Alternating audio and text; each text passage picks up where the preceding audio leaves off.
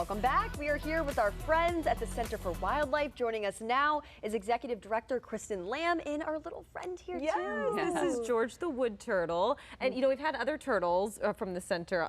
George is kind of on the bigger side compared to some of the turtles you have. Yeah, I actually brought a poster that shows like all the species of turtles that we have in Maine. Oh, wow. So between the snapping turtle, the wood turtle, and the blandings, they are definitely the biggest. And our painteds and our spotted turtles tend to be much smaller. That's amazing. So we do have a lot of different species. 5 out of 7 of these are threatened, endangered, or special concern. So people might not have spotted many of them beyond the painted or the snapping turtle. That's what I was going to ask, is what are we most likely to see? You know, driving, you know, and seeing some on the side of the road. Yeah, so it's nesting season right now, so that's why we wanted to bring George today. Most likely to see the painteds or the snapping turtles. They just are able to use they're more adaptable and they can use any kind of pond or lake habitat. George would like a riparian habitat, which would be like a slow moving river or stream that goes through the forest. Our spotted and blandings turtles really need vernal pools. And some of the others really like slower moving wetlands. And so as those habitats become developed, or we create roads through those habitats where they are getting food and do everything they need in the spring, summer, and fall, but they have to move for hibernation or nesting sites, we may have put a road in between those 2 different habitats that they need, so they're in danger of being hit by cars. So what is George's story? Why is he with you guys? Yeah, great question. So George was hit by a car, we can tell, and unfortunately a well-meaning individual put George in their classroom in a tank instead of getting him to a wildlife hospital like the center. And so he has a fracture that never healed. He actually lost, his foot got infected and he lost his front paw. And our team always tries to get animals back to the wild no matter what. And so our medical clinic director actually had worked with field biologists to understand, like, as you guys are doing surveys, do you see animals in good condition, wood turtles, that are just missing one paw? And they said yes, so we actually tried to release George. We put a tracker on him, which was amazing because they are a species of special concern, at risk of being threatened or endangered. And so he did really great and was bopping around and showed us like what kind of habitat wood turtles use.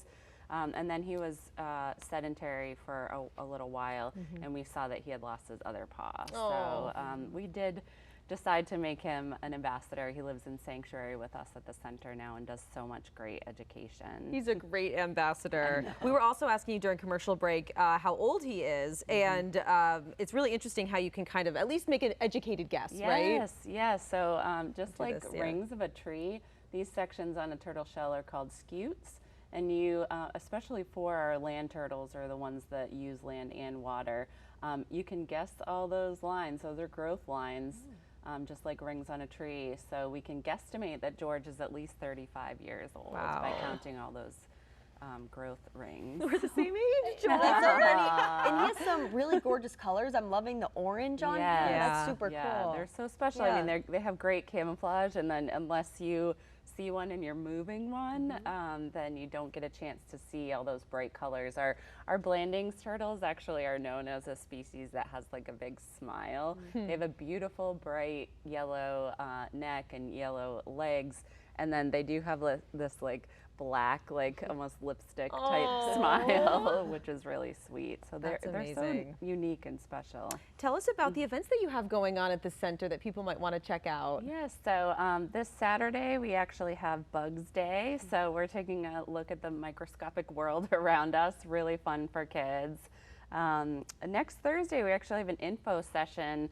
Last year we did our first inaugural eco tour, and we did it to Costa Rica. It was full, and so we're doing our second trip, and all the proceeds from tickets go to the Center for Wildlife. Wow. So we're going to Machu Picchu. So next Thursday from 6 to 7 p.m. we have an info session on that.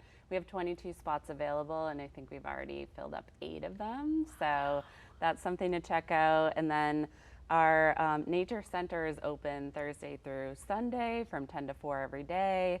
Lots of great opportunities to see our ambassadors like George and their habitats, and we have trails and a nature center with exhibits, and then we still have about 30% of our spots for summer camp open, so those have been filling up quickly, and so summer camp starts the week after 4th of July, and that we just have so much fun planned. Kids ages 5 to 7, and then all the way up to 11 years old. We have another group of kids. Yeah. How important is it to have kids come out, you know, go to summer camp? It must be really important to show them the kind of work that you guys do. It's so important. Yeah. So I think, you know, I was honored to go to school for wildlife ecology, and in those years learned the invisible connection between every single species in our own physical health, well-being, economy.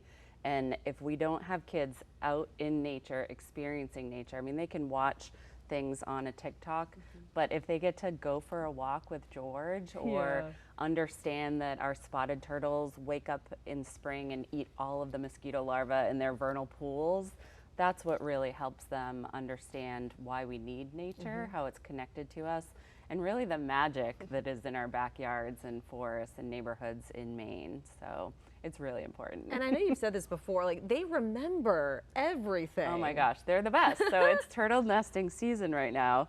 Our educators have been teaching kids how to move turtles across the road in the direction they're facing. Hundreds and thousands of parents have come to the center and made comments of, I knew what to do because my child taught me how to do that from going to a program. I love that.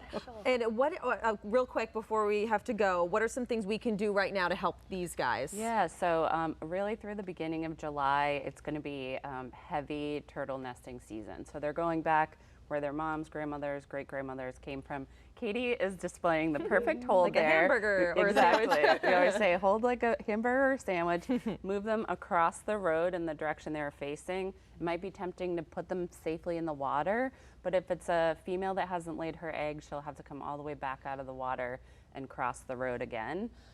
Snapping turtles are very large, and if you tip George up a little bit, you see he's protected completely by the underside of his shell. Snapping turtles have a tiny vest. They really, it's all their arms and legs and everything is exposed for them. Right, okay. So their defense is to snap. So a turtle this big, we always say, or even just any snapping turtles, even the young ones are full of it. So we always say, just like, you know, if you have a piece of cardboard or a blanket, you know, just coax them, or even a car mat, coax them onto whatever you have around, and then you can pull them across the road in the direction that they are facing. Right, we got some great tips. Yes, thanks so much for joining us today. Thanks for having us. Thanks, George. Yes, Thanks, George. You did amazing. And also, he has the cutest little tail. He does. All right.